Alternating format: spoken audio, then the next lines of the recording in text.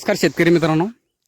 तर मित्रांनो, आजच्या या व्हिडिओमध्ये तुम्हाला सांगणार आहे की एक जिवंत बोकड कशा पद्धतीने विक्री करावा जेणेकरून तुमचं एक लॉस होणार नाही. आता काय करतात बघा, एक महाराष्ट्रामध्ये ट्रेंड चालू आहे शेळीपालन. तर 100% शेळीपालन फायद्याचं आहे, 100% केलं पाहिजे. पण मित्रांनो, याच्यामध्ये एक विक्रीच्या टायमाला खूप शेतकरी मित्रांना किंवा तरुण मित्रांना अडचणी बघायला मिळतात. आणि अडचणी कशा पद्धतीचे बघा, ज्या टायमाला आपण विक्री करतोय त्या टायमाला आपल्याला नॉलेज नसलं तर आपलं शेळीपालन करून सुद्धा काय फायदा नाही. तर बघा, आपण एक लहानाचं मोठं पिल्लू करतोय चांगल्या पद्धतीने, ज्या टायमाला पोटात असतं मित्रांनो शेळीच्या पिल्लू, तर त्या टायमापासून आपण चांगले एक खुराक गिराक देऊन काय घे मित्र एक बंदिस्त मध्ये करत असतात. तर त्यांना सुद्धा 100% खुराक द्यावा लागतं. चांगल्या पद्धतीचे मिनरल मिक्सचर काय काय देतात. तर एवढं करून सुद्धा एक शेवटीला आपली एक फसवणूक होतीच. तर त्या फसवणूक झाली नाही पाहिजे मित्रांनो तशी पद्धतीची, त्यामुळे आपण हा व्हिडिओ बनवतोय.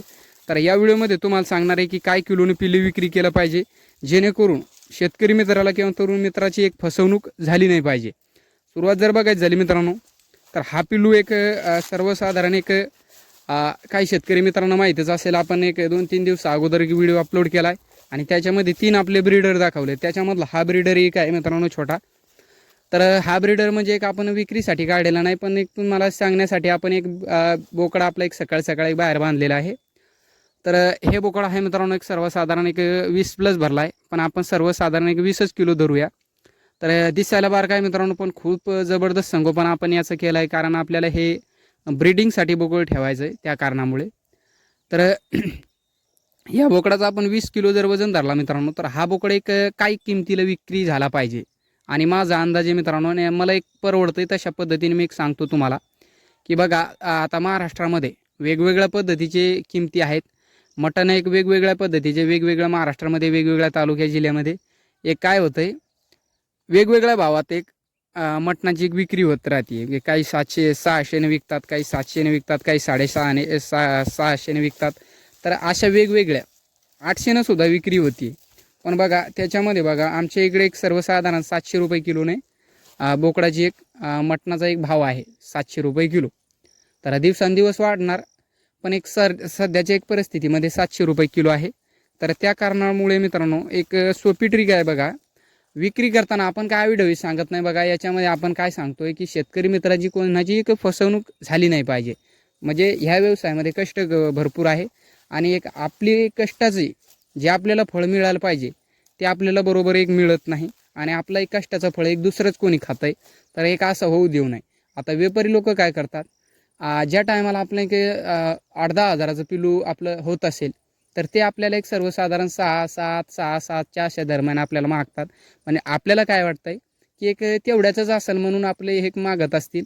आपण काय कंटाळून एक त्यांचं काम असतं की एक बेजार माणसाला करतात ते. कधी तुम्ही एक बाजारामध्ये जाऊन बघा, तर देरेके इत्तेमेन देरेके उत्तेमे, तर ही भाषा असते. तर एक माणसाचं एक डोकं आऊट होतं आहे आणि आपल्याला कळत नाही, काही शेतकरी मित्रांना कळत नाही, तरुण मित्रांना कळत नाही. मग त्या कारणामुळे ते एक बोकड देऊन टाकतात आणि त्यांचं एक नुकसान त्या पद्धतीने होती किंवा पुरत नाही. तर मित्रांनो त्याच्यासाठी बघा मी कशा पद्धतीने करतो, तर माझ्याजवळ जेवढे बोकड असते जास्तीत जास्त मी बोकड एकतर नगावरती विक्री करतोय.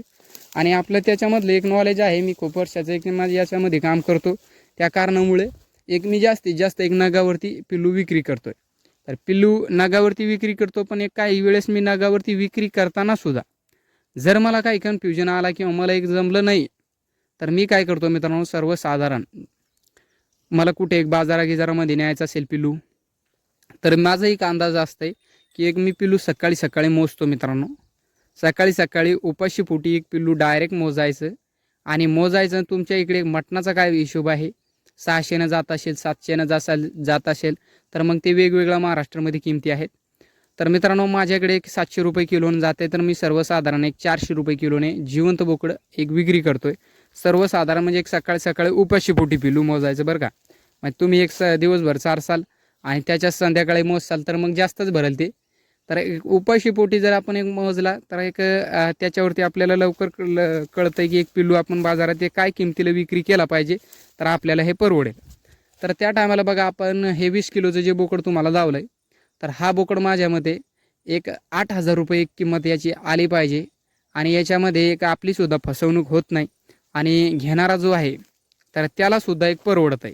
पण ते घेणाऱ्याला सुद्धा अशा पद्धतीनं परवडतं की जास्त त्याला परवडत नाही. ज्याची ती मजुरी आहे त्याची म्हणजे कटिंग गिटिंग करण्याचं तेवढं त्याला परवडतं आहे त्याच्यामध्ये. तर अशा पद्धतीने जर तुम्ही एक विक्री केली तर 100% तुमचं एक प्रॉफिट होईल याच्यामध्ये. तर लॉसमध्ये जाणार नाही शेतकरी मित्रांनो. विक्री करताना ही काळजी नक्कीच घ्या. आणि अशा पद्धतीची जर काळजी घेतली तर जे आपलं कष्टाचं फळ आहे ते आपल्याला 100% मिळतं आहे. आणि हे सांगण्याचा मुद्दा म्हणजे बघा, जास्तीत जास्त फसवणूक होती आणि व्यापारी लोक आपल्याला एक सर्वसाधारण माणसाला एक जमूच देत नाही. तर हे मी सुद्धा एक बाजारामध्ये कधी जातो आहे किंवा एक जास्तीत जास्त मी बाजारामध्ये सुद्धा जात नाही. घरूनच मी पिल्ले गिल्ले की विक्री करत असतो.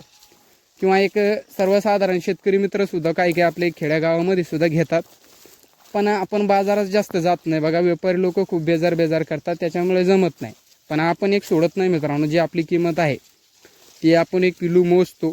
बाजारात जर जायचं काम ठरवलं किंवा घरी जर विक्री करायची असेल मला पिल्ले, तर त्या बॅचमधले पिल्ले मी सर्वसाधारण मोजतोय आणि त्याच्यावरती आपली एक किंमत ठरवतो मी की एक काय किलोने आपण एक विक्री केलं पाहिजे किंवा कसं पद्धतीने. तर त्याच्यावर जास्तीत जास्त लक्ष दिलं तर एक प्रॉफिट होतोय मित्रांनो. आणि याच्या मागे मेहनत खूप आहे. जे शेळीपालन करत आहे त्यांना माहीत आहे की एवढी मेहनत करून सुद्धा आपल्या कष्टाचं फळ आपल्याला मिळत नसेल तर मग शेळीपालन करून फायदाच नाही मित्रांनो. तर मित्रांनो, अशा पद्धतीने तुम्ही सुद्धा करू शकता. तुमची सुद्धा फसवणूक होणार नाही. आणि जे नवीन शेळीपालक तुमचे मित्र असतील त्यांना हा व्हिडिओ शेअर करा. आणि 100% तुम्हाला हा व्हिडिओ आवडला असेल तर व्हिडिओला एक लाईक करा. मोकळी चर्चा सांगत राहतोय मित्रांनो मी, जेणेकरून कोणत्याही शेतकरी मित्राचा एक लॉस होऊ नये. तर व्हिडिओ आवडला असेल तर व्हिडिओला एक लाईक करा. चॅनलवरती नवीन असाल मित्रांनो तर चॅनलला सबस्क्राईब करा. तर भेटूया अशाच एक व्हिडिओसोबत. तर व्हिडिओ शेवटपर्यंत पाहिल्याबद्दल मनापासून धन्यवाद.